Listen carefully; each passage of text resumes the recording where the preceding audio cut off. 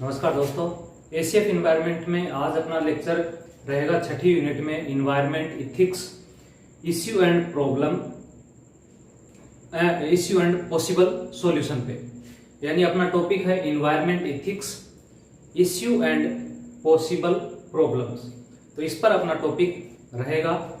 Environment ethics जो है इसको बोलते हैं पर्यावरण नीति शास्त्र, जो कि एक दर्शन शास्त्र का ही एक शाखा है पर्यावरण नीति शास्त्र, जिसमें पर्यावरण के प्रति लोगों में जागरूकता पैदा करने या फिर पर्यावरण के प्रति किसी मनुष्य की क्या धारणा होनी चाहिए, क्या ऐसे उसके मूल्य होने चाहिए या फिर क्या ऐसे उसके कर्तव्य होते हैं जो पर्यावरण के प्रति उसके होने चाहिए, या फिर जो वैल्यूज होती हैं, values and morals of person for environment is called as environment ethics. इसी को इन्वायरमेंट इथिक्स कहते हैं। तो इसको अपन विस्तार से पढ़ेंगे। इससे पहले अपन देख लेते हैं कल का जो लेक्चर है अपना, उसमें आपको 2 क्वेश्चन दिए थे, जिसमें पहला क्वेश्चन था पुखई वन्यजीव अभ्यारण्य कहां पर स्थित है। तो पुखई वन्यजीव अभ्यारण्य अरुणाचल प्रदेश में है। तो पहले क्वेश्चन का आंसर हो जाएगा 1। दूसरा क्वेश्चन था कि निम्नलिखित में से कौन सा बाघ संरक्षित करने का अभ्यारण्य है, या फिर आपको अभ्यारण्य दिए थे जैसे बांदीपुर, भीतरकनिका और इसमें नेक्स्ट था मानस और सुंदरवन। इनमें से कौन सा बाघ संरक्षित क्षेत्र है। तो इसमें आपके बांदीपुर, मानस और सुंदरवन, ये 3 जो हैं ये आपके बाघ संरक्षित क्षेत्र हैं। इसलिए पहले का आंसर आपके ए हो जाएगा और दूसरे का आंसर होगा बी। पहले का आंसर ए, दूसरे का आंसर बी। आज अपने जो क्वेश्चन है, पहला क्वेश्चन है, दोनों क्वेश्चन आपके EIA इन्वायरमेंट इंपैक्ट असेसमेंट पे है, पर्यावरण आधार आकलन, जो कि अपन पढ़ चुके हैं, उस पर दोनों क्वेश्चन है। पहला क्वेश्चन है निम्नलिखित कथनों में से कौन सा सही है। निम्नलिखित कथनों में से कौन सा सही है। भारत में पर्यावरणीय प्रभाव आकलन का आरंभ 1976 में किया गया। वर्ष 1994 तक केंद्र सरकार द्वारा पर्यावरण मंजूरी एक प्रशासनिक निर्णय होता था। तो इन दोनों में से कौन सा सही है ये आपको बताना है। ऑप्शन ए केवल 1, ऑप्शन बी केवल 2, ऑप्शन सी 1 व 2 और ऑप्शन डी है न 1 और न ही 2। क्वेश्चन नंबर 2, पर्यावरणीय प्रभाव आकलन के निम्नलिखित चरणों में से कौन सा सबसे विवादित है। ये जो चरण है पर्यावरण प्रभाव आकलन के, इसमें से सबसे विवादित चरण कौन सा है, इसका आंसर आपको देना है। Option A screening, option B प्रयोजन, ऑप्शन सी बेसलाइन अध्ययन या बेसलाइन स्टडी और ऑप्शन डी है प्रभावों की भविष्यवाणी यानी प्रिडिक्शन ऑफ इंपैक्ट। तो इन 2 क्वेश्चन के आंसर आपको देने हैं। क्वेश्चन के आंसर आप दिया करो, क्योंकि ये जो क्वेश्चन है यही क्वेश्चन जो है वो आपके एग्जाम में आने वाले हैं। ऐसे क्वेश्चन ही एग्जाम में आएंगे, इसलिए ज्यादा से ज्यादा स्टूडेंट जो है वो इनके आंसर दिया करो। दूसरा, जो दक्ष साइंस क्लासेस का टेलीग्राम चैनल है उसको आप फॉलो कर सकते हो। वहां पर आपको कुछ मटेरियल मिल जाएगा, स्टडी मटेरियल जो इम्पोर्टेंट है वो काफी कुछ अपलोड कर दिया है। जो जरूरत होगी उसके हिसाब से आपको नए वीडियो, नए जो कंटेंट होगा वो आपको उसमें मिल जाएगा। तो इसमें अभी अपन शुरू करते हैं आपके environment ethics.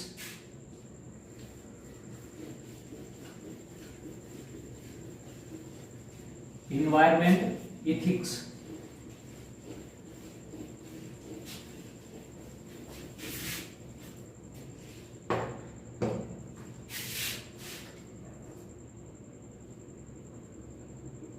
Environment ethics. Environment ethics या फिर इसे बोलते हैं पर्यावरण नीति शास्त्र। तो इसमें अपने को पढ़ना है issues and possible solution. Issues and possible solution ये अपन इसमें देखेंगे। Issues and possible solution. Environment ethics या पर्यावरण नीति शास्त्र। नीति शास्त्र में आदर्श मूलक बातें होती हैं, यानी ऐसी आइडियल चीजें होती हैं जिनको व्यक्ति को फॉलो करना चाहिए। इथिक्स जो है वो दर्शन शास्त्र की एक शाखा होती है, यानी नीति शास्त्र जो है वो आपके फिजियोलॉजी की एक ब्रांच है, जिसमें मूल्यों और कर्तव्यों का अध्ययन किया जाता है। मूल्यों और अध्ययन, वैल्यू एंड मोरल्स का इसमें अध्ययन किया जाता है। प्रकृति में प्रत्येक व्यक्ति जो होता है उसको जितने भी संसाधन उसको चाहिए होते हैं वो सारे प्रकृति से मिलते हैं। इसलिए मनुष्य जो है वो प्रकृति से प्रत्येक वस्तु को प्राप्त करता है। इसलिए मनुष्य का ये दायित्व बनता है कि वह पर्यावरण का भी संरक्षण करे, जिससे पर्यावरण को क्षति न पहुंचे और आने वाली जो पीढ़ियां हैं उनके लिए भी पर्यावरण से संसाधन उनको मिल सके। इसलिए मनुष्य को ऐसे प्रयास करने चाहिए कि पर्यावरण का कम से कम दोहन किया जा सके और पर्यावरण को किस प्रकार पोषित करना है उसमें वो अपनी भागीदारी निभाए। ऐसे क्रियाकलाप न करे जिससे कि पर्यावरण प्रदूषित हो, पर्यावरण पर हानिकारक प्रभाव पड़े। तो ऐसे क्रियाकलाप जो पर्यावरण पर हानिकारक प्रभाव डालते हैं उन्हें अनैतिक मूल्य या अनैतिक कर्तव्य अपन की श्रेणी में पर रखेंगे, जबकि ऐसे कर्तव्य जिससे पर्यावरण पर नकारात्मक प्रभाव नहीं पड़े और मनुष्य तथा मानव जाति के लिए वो फायदेमंद हो, पर्यावरण उससे पोषित हो, तो ऐसे मूल्यों को नैतिक मूल्य कहा जाएगा। तो नीति शास्त्र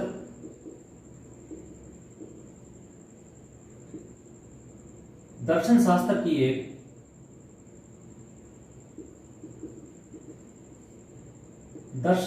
की एक शाखा है, जिसमें मूल्यों व कर्तव्यों का अध्ययन किया जाता है। मूल्यों व कर्तव्यों का अध्ययन किया जाता है। नीति शास्त्र यानी इथिक्स, दर्शन शास्त्र यानी फिजियोलॉजी,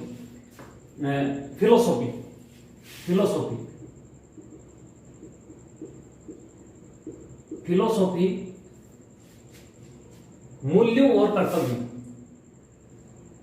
मूल्य व कर्तव्यों का अध्ययन इसमें किया जाता है। वैल्यू एंड मोरल्स, वैल्यूज और मोरल्स का इसमें अध्ययन किया जाता है। प्रत्येक मनुष्य पर्यावरण से या अपन बोले प्रकृति से संसाधनों को प्राप्त करता है।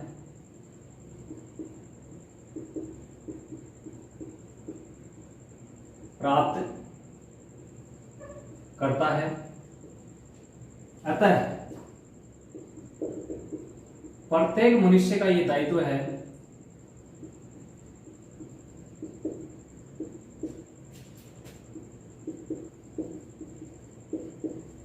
कि वह पर्यावरण का संरक्षण करे, पर्यावरण का संरक्षण करे,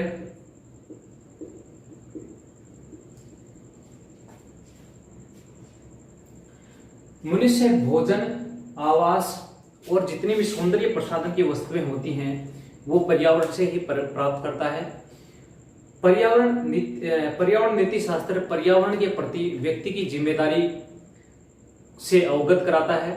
इसलिए पर्यावरण नीति शास्त्र जो है वो पढ़ना इंपॉर्टेंट है, क्योंकि पर्यावरण नीति शास्त्र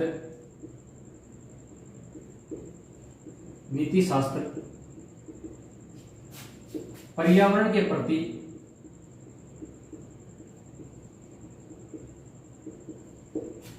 मनुष्य के दायित्वों को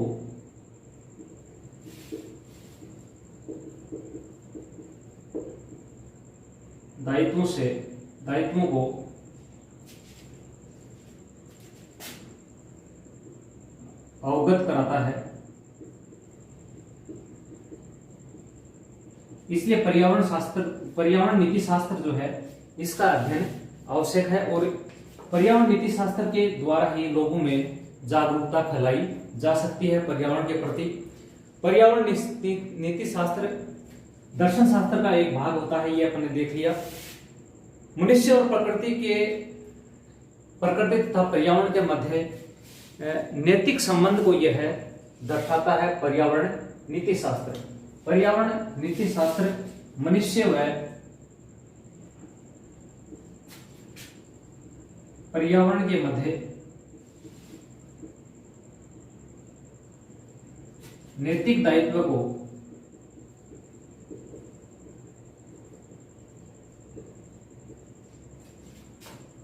प्रदर्शित करता है या दर्शाता है, प्रदर्शित करता है। इसलिए पर्यावरण नीति शास्त्र जो है वो वर्तमान में इसलिए प्रासंगिक है क्योंकि बढ़ती हुई जनसंख्या के कारण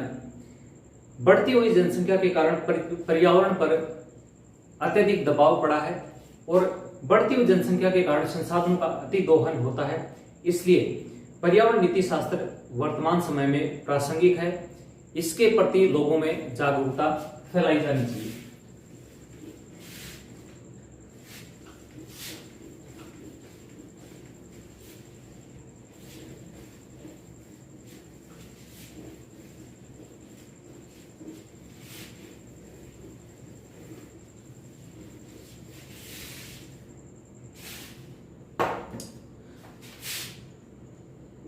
वर्तमान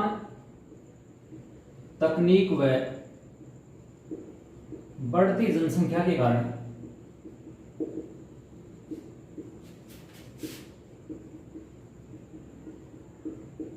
पर्यावरण पर अत्यधिक दबाव पड़ा है।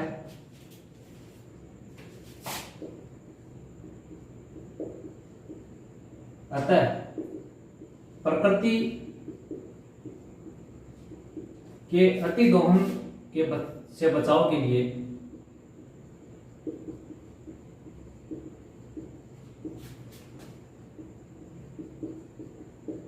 पर्यावरण नीति शास्त्र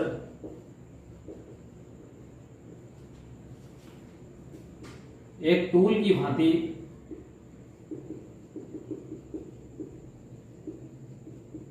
कार्य करता है और इसके द्वारा लोगों में जागरूकता लाई जा सकती है। किसके प्रति जागरूकता? पर्यावरण संरक्षण के प्रति जागरूकता इससे लाई जा सकती है।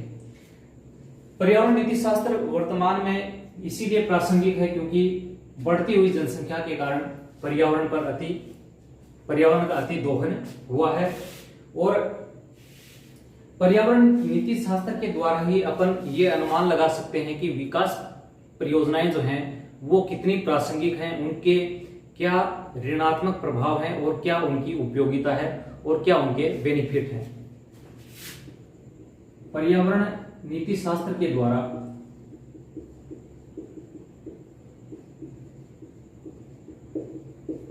विकास परियोजनाओं की प्रासंगिकता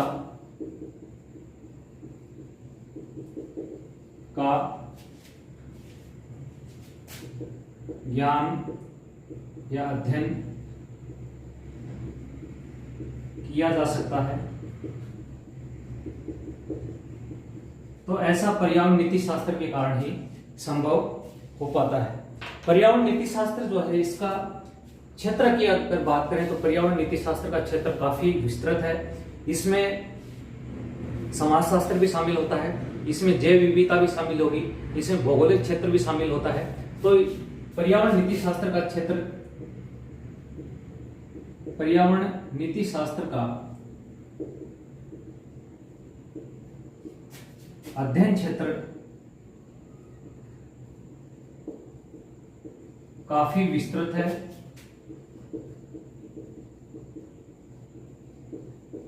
इसमें जैव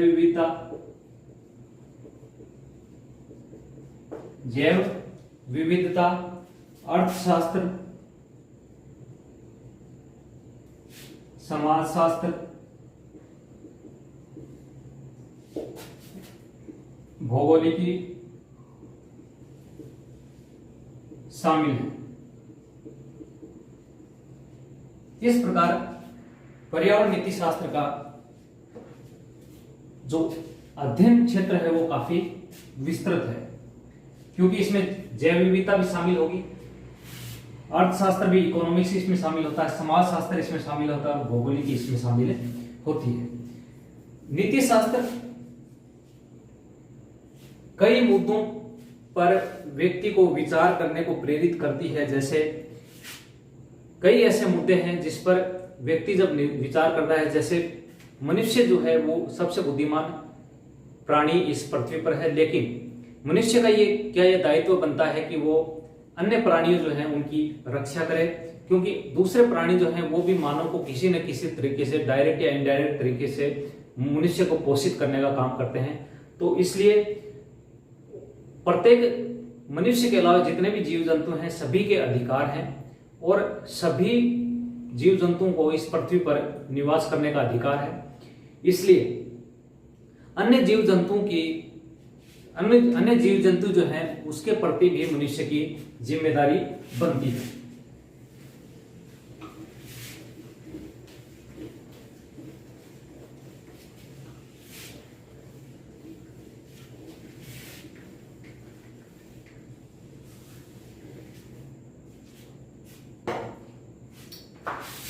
तो नीति शास्त्र जो है, पर्यावरण नीति शास्त्र मनुष्य को प्रेरित करता है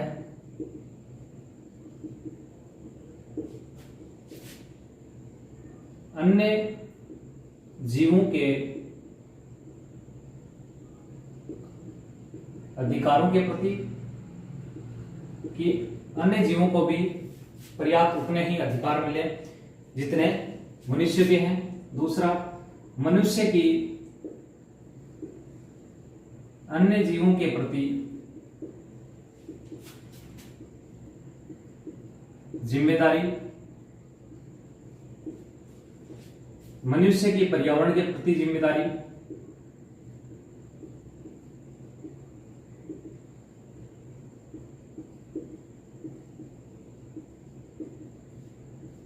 इन सब के लिए मनुष्य को पर्यावरण नीति शास्त्र जो है वो प्रेरित करता है।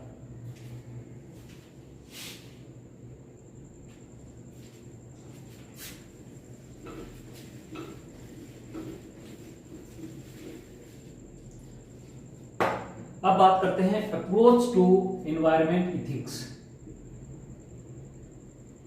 Approach to environment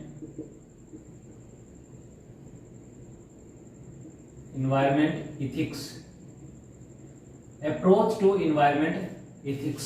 environment ethics की अप्रोच जो है वो 3 प्रकार की है। मुख्य रूप से 3 प्रकार की एनवायरमेंट इथिक्स के प्रति अप्रोच है। पहली है मानव केंद्रित या एंथ्रोपोजेनिक।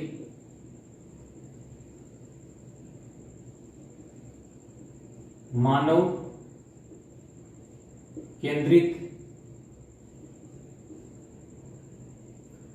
केंद्रित।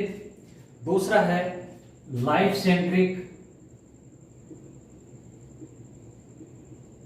सेंट्रिक या इसे बायोसेंट्रिक भी कहा जाता है।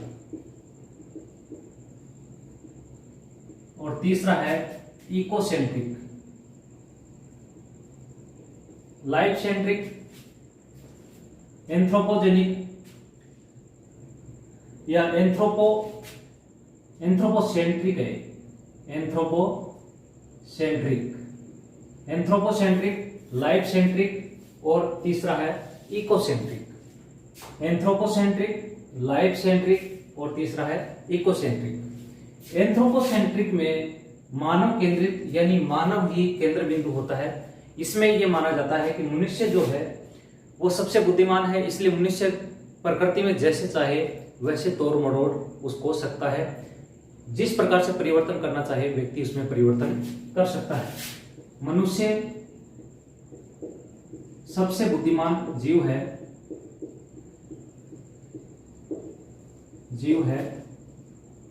अतः अपनी इच्छा अनुसार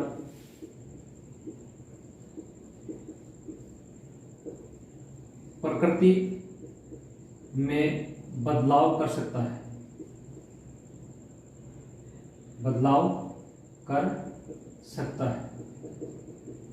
तो ये एक तरह से मानव केंद्रित है, इसे सही अप्रोच नहीं माना जा सकता। दूसरा है लाइफ सेंट्रिक और बायोसेंट्रिक। लाइफ सेंट्रिक और बायोसेंट्रिक अप्रोच ये बताती है कि मनुष्य जो है उसका ये दायित्व बनता है कि वो आने वाली पीढ़ी के लिए के हितों की रक्षा करे, यानी आने वाली पीढ़ी जो है उसको भी उसके हित बराबर मिलते रहे। मनुष्य को ऐसा कार्य करना चाहिए। मनुष्य को अपने आने वाली पीढ़ियों के हितों की रक्षा हेतु कार्य करना चाहिए और इसी के अनुसार उसे संसाधन जो है उनका उपयोग करना चाहिए कि नेक्स्ट जो जनरेशन है वो किस प्रकार से रह पाएगी। इसलिए मनुष्य को केयरिंग मैनेजर भी इसमें कहा जाता है, केयरिंग मैनेजर भी कहते हैं। मनुष्य को क्या कहते हैं इसमें? Caring manager. यह है लाइफ सेंट्रिक या बायोसेंट्रिक अप्रोच। तीसरी है इकोसेंट्रिक अप्रोच। इकोसेंट्रिक में मनुष्य को प्रकृति का केंद्र बिंदु नहीं माना जाता, इसलिए मनुष्य जो है वो अन्य जीवों और इकोसिस्टम को बनाए रखने के लिए कार्य करता है। मनुष्य के ये दायित्व है वो इकोसिस्टम को बनाए रखे। यह है मानव केंद्रित अप्रोच नहीं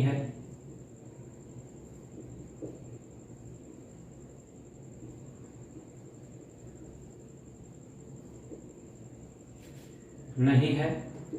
मनुष्य जैव विविधता बनाए रखने हेतु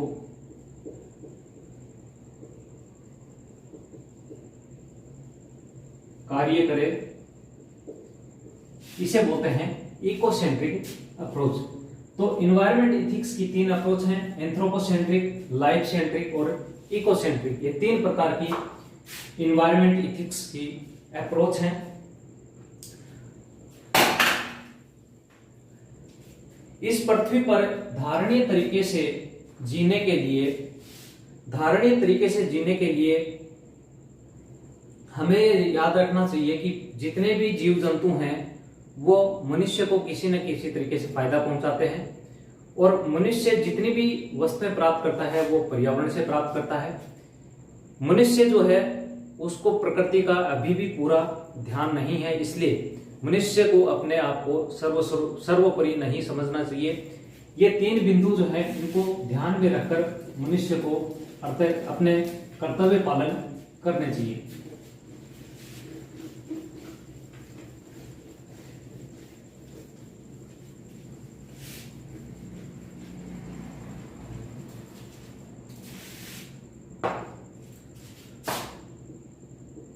पृथ्वी पर धारणीय तरीके से जीने हेतु मनुष्य को 3 बातें ध्यान रखनी चाहिए। पहला, मनुष्य प्रत्येक वस्तु पर्यावरण से प्राप्त करता है।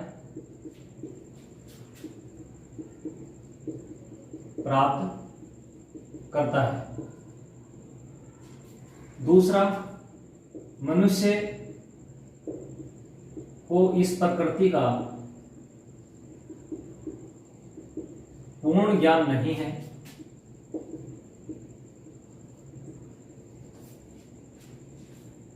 तीसरा,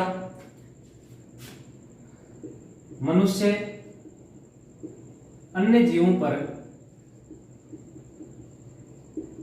निर्भर रहता है। अन्य जीवों पर मनुष्य निर्भर रहता है, इसलिए अन्य जीवों के प्रति मनुष्य की जिम्मेदारी है। अतः अन्य जीवों के प्रति मनुष्य की जिम्मेदारी है। इन तीन चीजों का मनुष्य को ध्यान रखना चाहिए। अब अपन बात करते हैं इन्वायरमेंट इथिक्स जो है उसके प्रति जागरूकता कैसे लाई जाए। इन्वायरमेंट इथिक्स के प्रति जागरूकता, इसके लिए शिक्षा का प्रसार करना चाहिए। शिक्षा का प्रसार किया जाना चाहिए। दूसरा, स्कूल पाठ्यक्रम में इसको शामिल किया जाना चाहिए।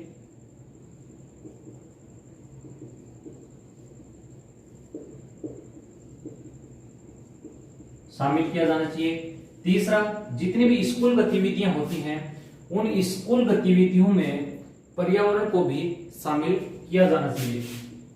स्कूल गतिविधियों में इन्वायरमेंट को शामिल किया जाना चाहिए, जैसे पौधारोपण,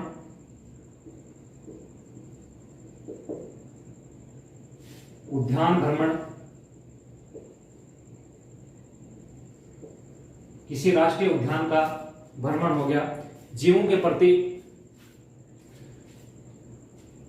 उनको प्रत्येक जीव जो है उसके क्या लाभ मनुष्य को प्राप्त होते हैं उनके प्रति पर्यावरण पाठ्यक्रम जो है वो शामिल किया जाना चाहिए।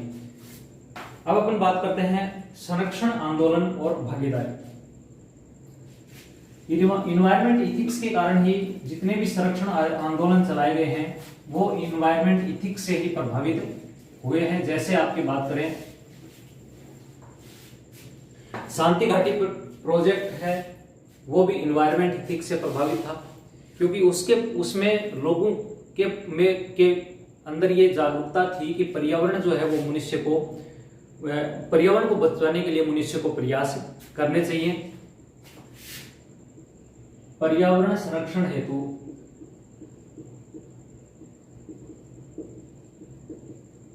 आंदोलन,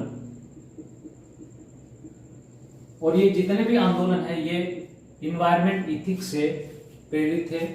पहला है शांति घाटी आंदोलन।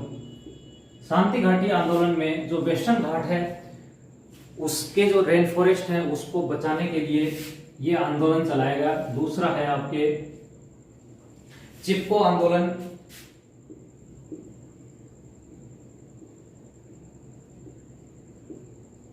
जो कि सुंदरलाल बहुगुणा के द्वारा शुरू किया गया। तीसरा है राजस्थान का खेजड़दी आंदोलन, जो कि विश्नोई समाज के द्वारा चलाया गया। इसी प्रकार दिल्ली में सीएनजी का उपयोग, सीएनजी कंप्रेस्ड नेचुरल गैस का उपयोग दिल्ली में किया गया। इसी प्रकार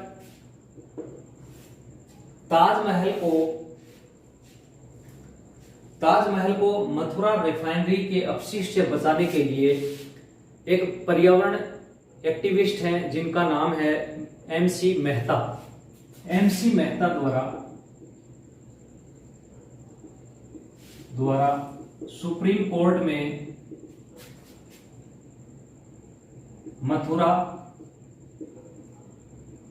रिफाइनरी हेतु के अपशिष्ट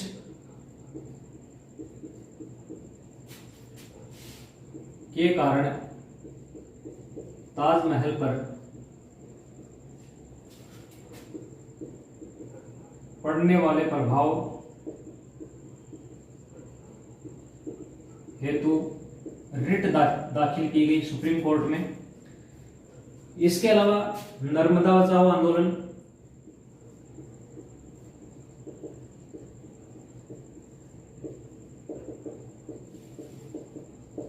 जो कि बाबा आमटे के द्वारा यह नर्मदा बचाओ आंदोलन शुरू किया गया। शांति घाटी आंदोलन, चिपको आंदोलन, राजस्थान का खेजड़ली आंदोलन, दिल्ली में सीएनजी का उपयोग, एमसी मेहता के द्वारा मथुरा रिफाइनरी, मेधा पाटेकर और बाबा आमटे के द्वारा नर्मदा बचाओ आंदोलन। तो ये जितने भी आंदोलन थे ये एक तरह से पर्यावरण नीति शास्त्र से प्रेरित थे। पर्यावरण नीति शास्त्र से प्रेरित आंदोलन, इसी से प्रेरित ये आंदोलन थे। अब बात करते हैं corporate environment ethics. Corporate environment ethics क्या चीज होती है? कॉर्पोरेट इन्वायरमेंट इथिक्स एक तरह से जितनी भी कंपनियां होती हैं उनका ये दायित्व होता है कि वो पर्यावरण के प्रति सजग रहें, क्योंकि जितनी भी कॉर्पोरेट कंपनियां हैं वो अपने संसाधन पर्यावरण से ही प्राप्त करती हैं, और पर्यावरण से जब वो प्राप्त करती हैं तो पर्यावरण का दोहन होता है। इसलिए उनका दायित्व होता है कि वो पर्यावरण के संरक्षण के लिए कार्य करें। Corporate environment ethics, corporate environment ethics कंपनियों की पर्यावरण के प्रति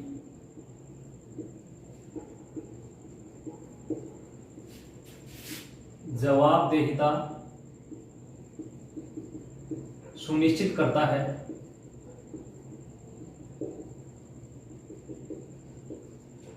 इस हेतु company act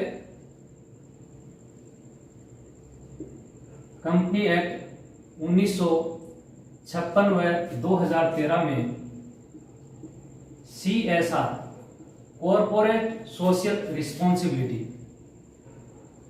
corporate social responsibility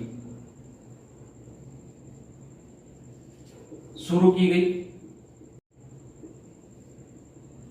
और इस CSR में कंपनियां जो होती हैं वो पर्यावरण को जितना नुकसान होता है उतना या उससे अधिक पौधारोपण करना या फिर अन्य कोई पर्यावरणीय गतिविधियां जो है वो लागू करना, कंपनियों में ऐसी तकनीक लागू करना जिससे पर्यावरण कम से कम हो, आधुनिक तकनीकों को कंपनियों में स्थापित करना, जितने भी प्लांट है उसमें आधुनिक तकनीकों को शामिल करना, ये सारे इसी में शामिल होते हैं CSR में।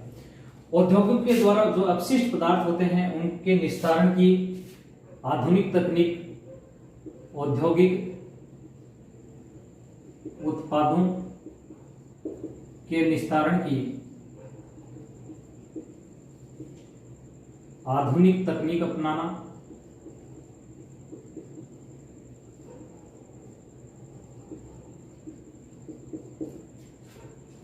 कॉर्पोरेट इन्वायरमेंट इथिक्स में शामिल होता है। तो ये जितनी भी क्रियाएं हैं जिससे कि इन्वायरमेंट जो है वो कम से कम प्रभावित हो कॉर्पोरेट क्षेत्र से, इसके लिए जो गतिविधियां शामिल की जाती हैं वो कॉर्पोरेट इन्वायरमेंट इथिक्स में शामिल होती हैं। अब बात करते हैं पर्यावरण संरक्षण से संबंधित गांधीवादी विचार। पर्यावरण संरक्षण से संबंधित गांधीवादी विचारक।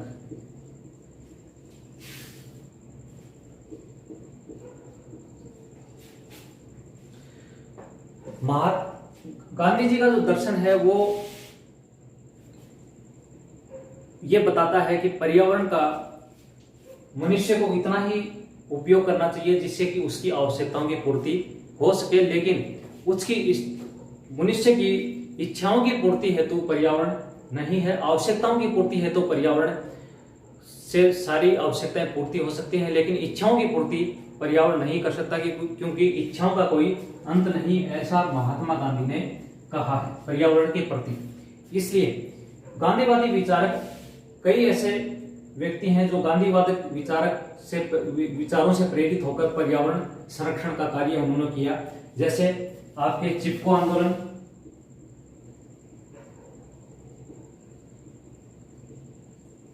सुंदरलाल बहुगुणा के द्वारा, और जो चंडी प्रसाद भट्ट हैं, चंडी प्रसाद भट्ट और सुंदरलाल बहुगुणा, इनके द्वारा चिपको आंदोलन उत्तराखंड के नैनी में शुरू किया गया। इसी प्रकार नर्मदा बचाओ आंदोलन जो आपने अभी देखा है, मेधा पाटेकर और बाबा आमटे के द्वारा। सुलभ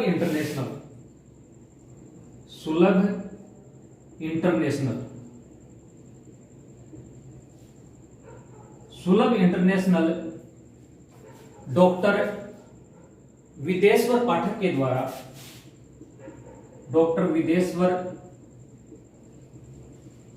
द्वारा, शुरू किया गया।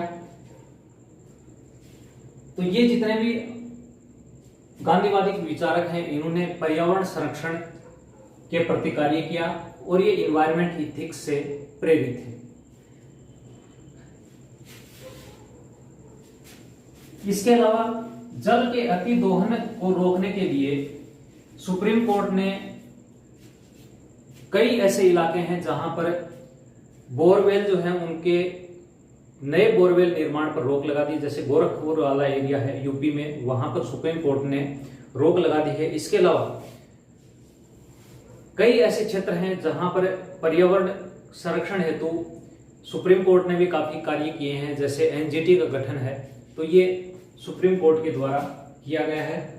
इसी प्रकार भारत में इन्वायरमेंट इथिक्स जो है वो प्राचीन काल से चलता आ रहा है।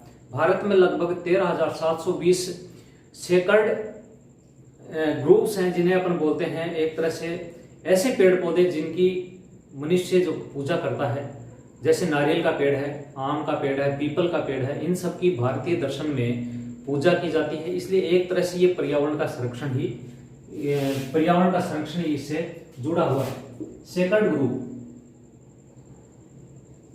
ग्रुप्स क्या होते हैं? ऐसे पेड़ पौधे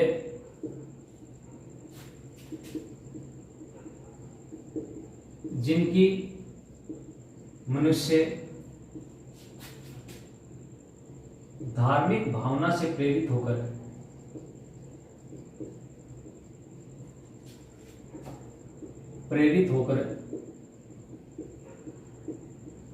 पूजा करता है, और जब वो पूजा करता है तो इनडायरेक्ट रूप से वो इनका संरक्षण भी करता है, इनको काटता नहीं है।